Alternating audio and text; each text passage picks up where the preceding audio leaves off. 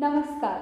Department of information and public relation Jammu Kashmir की तरफ से मैं महिमा चौधरी आप सबका स्वागत करती हूँ हमारे आज के प्रोग्राम में, जिसका नाम है सुकून।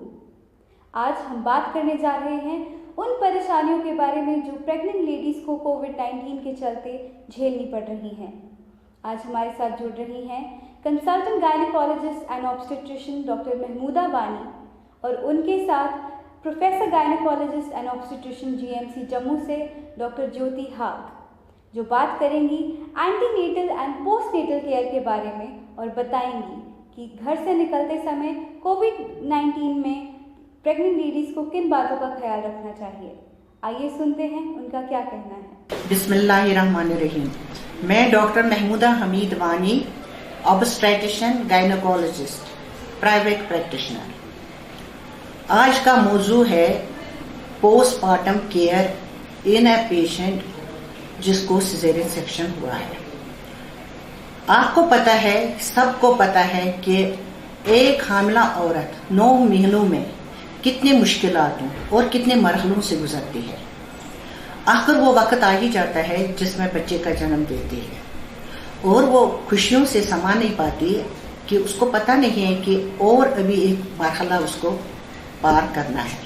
उसमें इसको 6 हफ्ते से 8 हफ्ते तक लग जाते हैं, जिसको हम कहते हैं पोस्टमार्टम और पोस्टनेटल पीरियड। इसमें है एक सवाल उठता है कि इसमें बैक एक कैसे ट्रीट करते हैं।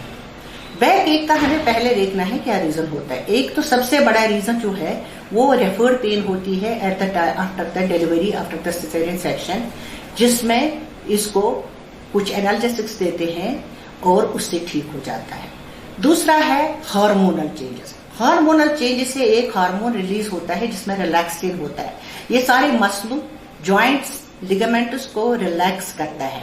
उससे क्या होता है कि इससे अगर थोड़ी सी माइल्ड एक्टिविटी पेशेंट करता है, उससे उसको बैक एक होता है। और इस पीरियड में हमें पेशेंट को रेस्ट देना होता है और थोड़े से एक्सरसाइजेस सिखाने होते हैं, which we call the postnatal exercises. और उसमें इसको ये एक्सरसाइजेस योगाज कर सकती है, एक्सरसाइजेस कर सकती है।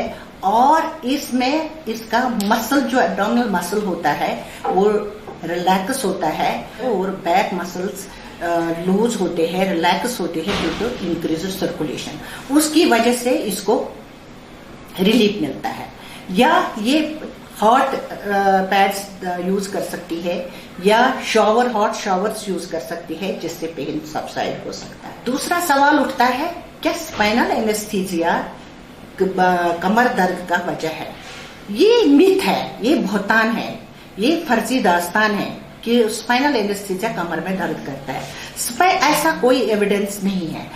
सबसे बेहतरीन है स्पाइनल एनेस्थीसिया जो दुनिया भर में आजकल रिकमेंडेड है, स्पेशली दिस कोविड टाइम के, कोविड इन्फेक्शन के टाइम। अब इसके अपने फायदे होते हैं, मदर के भी और बेबी के भी। ज्यादा मदर पे फायदे होते हैं। जो मदर होती है उसको चांसेस ऑफ ब्लड लॉस कम होते हैं। दूसरा, मदर कॉन्शियस होती है, वो देख सकती है बच्चे को डिलीवर होते हुए, वो उसको क्राई सुन सकती है, उसकी आवाज सुन सकती है, दिल खुश होता है उसको आवाज सुन के। और इसमें जो ट्रांसफर जो होते हैं ड्रग्स, जो जीए में होते हैं, जनरल एनेस्थीसिया में, वो इसमें कम चांसेस होते हैं। डीप वेन थ्रोम्बोसिस के चांसेस कम होते हैं और इसमें एस्पिरेशन के चांसेस कम होते हैं। और इसको मदर काफी सेफ रहती है और इसको अर्ली एम्बुलेट कर सकती है। With in 4 to 6 hours mother उठ सकती है, बाथरूम जा सकती है, ओरल फ्लूइड्स यूज कर सकती है। मैं तो यही रिकमेंड करूंगी कि सारे पेशेंट्स को चाहे वो किसी तरह से कोई भी प्रॉब्लम हो, उनको स्पाइनल एनेस्थीसिया देना चाहिए। एक्सेप्ट अब स्पाइनल एनेस्थीसिया की कुछ कंट्राइंडिकेशन है। फॉर एग्जाम्पल, एक चीज है कि जिसमें प्लेटलेट कम हो, प्लेटलेट्स बहुत ज्यादा कम हो, लेस देन 80,000, जिसमें कोगुलोपैथीज हो, या जिसको पेशेंट को कोई इमरजेंसी हो। इमरजेंसी इन द सेंस कि जिसको ब्लीडिंग हो रही है प्रोफ्यूज, या उसको कॉर्ड प्रोलप्स है, एक्यूट फीटल डिस्ट्रेस है, तो उस वजह से हमें इमीडिएटली जनरल एनेस्थीसिया देना चाहिए। अच्छा, 6 to 8 वीक्स लगते हैं नॉर्मल लाइफ में आने के लिए, patient can start normal life. अब ये है कि इन 6 to 8 वीक्स में पेशेंट को बहुत अपने न्यूट्रिशन का ख्याल रखना है, जनरल हेल्थ का ख्याल रखना है और ब्रेस्ट फीडिंग का ख्याल रखना है। हमेशा she should be covered with the mask और उसको फ्रीक्वेंटली वॉश करना है हैंड्स और covid in relation to Covid.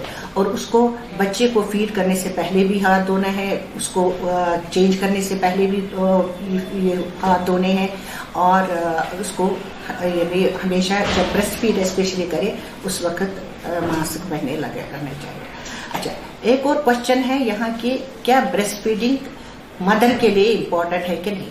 Breast feeding बहुत ज्यादा इम्पोर्टेंट है मदर के लिए। WHO अभी रिकमेंड करते हैं only breast feeding for mothers. Breast feeding के तो कुछ अपने फायदे हैं बच्चे के लिए भी और माँ के लिए। बच्चे के लिए क्या फायदे हैं? ये ब्रेस्ट फीडिंग में एक क्लोस्ट्रम सिक्रेट होता है, हालांकि 2 से 3 दिनों में ये कम होता है, मगर ये बच्चे को स्पाइस कर लेता है मिल्क प्रोडक्शन। तो इसमें क्लोस्ट्रम में एंटीबॉडीज होते हैं, विटामिन होते हैं, मिनरल्स होते हैं और इसमें प्रोटीन्स होते हैं। ये एक गुड न्यूट्रिशन डाइट होता है बच्चे के लिए। दूसरा एक चीज है इसका ब्रेस्ट मिल्क में, ये ब्रेस्ट मिल्क जो बच्चे को देती है इसमें इन्फेक्शन के कम चांसेस होते हैं, डाइजेस्टिव सिस्टम में वेल टॉलरेट हो जाता है और repeated attendance to the doctors और हॉस्पिटलाइजेशन कम चांसेस होते हैं। और ये इसमें बच्चे को इसमें ये भी कहा गया है कि इन्फेंट डेथ सिंड्रोम बहुत कम इन बच्चों का हो जाता है, वेट गेन इनका प्रॉपर होता है बच्चों को, क्योंकि आर्टिफिशियल फीडिंग से इनको हाजमा ठीक नहीं रहता है, इसकी वजह से इनको बच्चों को बहुत ज्यादा रहता है। और एक कंटैक्ट होता है, eye to eye contact, physical bonding, जो मदर छाती से लगाती है बच्चे को तो उसको भी बहुत अच्छा लगता है और बच्चे को भी वो फीलिंग आ जाती है, what we call the bonding, physical bonding. सब माओ को यही करना चाहिए, बच्चों को ब्रेस्ट फीड करना चाहिए, मगर केयर करना चाहिए इन कोविड रिलेशन। मास्क पहननी चाहिए और बच्चे को दूध पिलाते टाइम मास्क पहननी चाहिए, अपना केयर करना चाहिए और बच्चे का भी केयर करना चाहिए। फ्रीक्वेंट हैंड वॉशिंग करनी चाहिए दूध करने से पहले और उस बाद में भी जब बच्चे को रखेंगे। अच्छा, एक और क्वेश्चन है कि कितनी फीट डिस्टेंस होनी चाहिए पोस्ट ऑपरेटिव बेड्स के। नॉर्मली रिकमेंड है कि पोस्ट ऑपरेटिव बेड्स में होनी चाहिए कम से कम 5 फुट और ज्यादा से ज्यादा 8 फुट। मगर इसमें भी हमें ओवर क्राउडिंग नहीं करनी चाहिए। आजकल का जो कोविड सिस्टम है, कोविड जो ये बड़ी महलक बीमारी आई है, इसमें हमें बहुत ख्याल रखना चाहिए। We should not over crowding बिल्कुल नहीं होनी चाहिए। एक अटेंडेंट एक पेशेंट के साथ होना चाहिए, वो भी कम वक्त तक होना चाहिए पोस्ट ऑपरेटिव वार्ड में, ताकि इन्फेक्शन के चांसेस कम हो जाए। और जो पेशेंट है उसको भी मास्क पहनी हुई होनी चाहिए और जो अटेंडेंट है उसको भी मास्क पहनी हुई होनी चाहिए। इवन जो नर्सिंग स्टाफ है डील कर रहा है उसको भी मास्क पहनी हुई होनी चाहिए। मेरी ये दरखास्त है लोगों से कि जब वो हॉस्पिटलों में आए ओवर क्राउडिंग नहीं करे और एक अटेंडेंट पेशेंट के साथ, हामला औरत के साथ आए या वैक्सीनेशन के लिए आए, मगर ओवर क्राउडिंग नहीं करे, मास्क पहन के आए, हाथ धो के आए और सैनिटाइजर हाथ में रखे ताकि वो बार बार उसका इस्तेमाल कर सकते हैं। और इवन पेशेंट एडमिट भी हो, एडमिशन के टाइम उसको एक मेल अटेंडेंट और फीमेल अटेंडेंट होना चाहिए और बाकी रिश्तेदारों को और इनको इस हालात में, इस मुहल्लक बीमारी में ज्यादा आने की जरूरत नहीं है। इस मुहल्लक बीमारी से डरना नहीं है, हमें इससे लड़ना है। लड़ेंगे कैसे? हम अपने तरीकों से, कैसे? हाथ धोना बार बार, हैंड वॉशिंग और मास्क लगाना है, डिस्टेंस मेंटेन करनी है, ये सारी चीजें बहुत इंपॉर्टेंट है। नमस्कार, मैं डॉक्टर ज्योति हाक, प्रोफेसर है obs and gynae, SMGS hospital.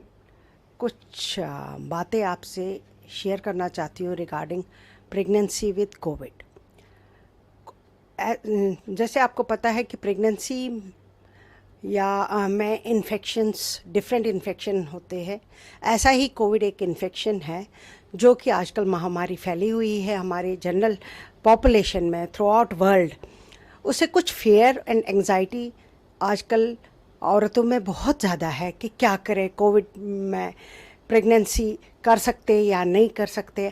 अगर किसी को प्रेगनेंसी हुई भी है इस कोविड एरिया में, कोई घबराने की ज़रूरत नहीं है। प्रेगनेंसी में स्ट्रेस एंड फियर होने स्ट्रेसफुल और फियर होने की ज़रूरत नहीं है, फियर लेने की ज़रूरत नहीं है, क्योंकि इसे ये बीमारी जैसे बाकी पेशेंटों में है वैसे ही इससे प्रेगनेंसी में प्रॉब्लम्स होती है। जैसे कि प्रेगनेंसी में कोई एक्स्ट्रा रिस्क नहीं है, बट ये है कि प्रेगनेंसी इम्यूनो कम्प्रोमाइज स्टेट है। इससे क्या होता है, इससे वैसे ही इम्यूनिटी कम हो जाती है। तो इसमें कुछ ध्यान देना चाहिए कि क्या क्या करना चाहिए, क्या नहीं करना चाहिए, सडन डूज एंड डोंट्स।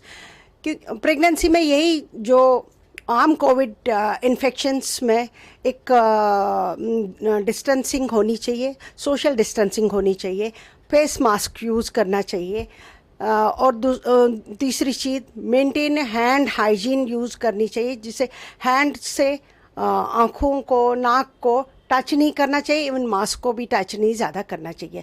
ऐसा नहीं है कि प्रेगनेंसी में बार बार आप डॉक्टर के पास जाओ ज्यूरिंग कोविड टाइम्स। सिर्फ आपको फर्स्ट ट्राइमेस्टर में दिखाना है, फिर सेकेंड ट्राइमेस्टर में दिखाना है, फिर थर्ड ट्राइमेस्टर में दिखाना है।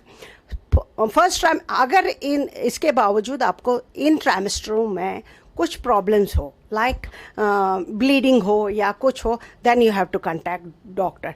टोटल चेकअप्स एंटीनेटल में 4 to 6 होने चाहिए, बट जो पेशेंट्स हाई रिस्क है उनमें फ्रीक्वेंट चेकअप्स और अ मस्ट। ये नहीं कि पेशेंट चेकअप के लिए नहीं आए तो उसके बच्चे को भी प्रॉब्लम हो जाती है और फिर माँ को भी प्रॉब्लम हो जाती है, जैसे कि ब्लड प्रेशर, जैसे कि डायबिटीज़, जैसे कि कार्डियक डिजीज़, या बच्चा ग्रो नहीं कर रहा है। इसके लिए आपको रिपोर्टेडली डॉक्टर के पास रूटीन एंटीनेटल चेकअप्स ज़रूर करने हैं। अल्ट्रासाउंड के लिए ज़रूरी नहीं है कि हर महीने अल्ट्रासाउंड करें। 4 अल्ट्रासाउंड ज़रूरी है, जैसे पहले महीने में, दूसरा 20 हफ्ते पे, तीसरा अगर ज़रूरत पड़े तो 28 हफ्ते में, और लास्ट ट्राइमेस्टर में एक।